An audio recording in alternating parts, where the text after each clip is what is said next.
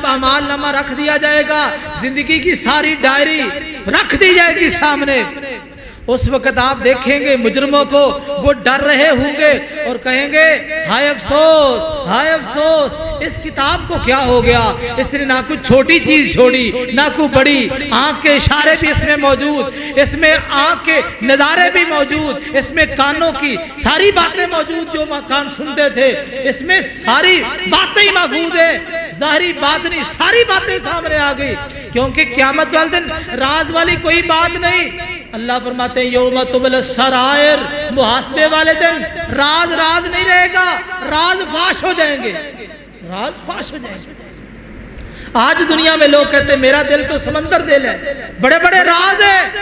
لیکن قیامت والے دن راز راز نہیں رہے گا، ظاہری باتیں بھی ظاہر، باطنی اندر کی باتیں بھی وہ بھی ظاہر ہو جائیں گی۔ کیا بنے گا؟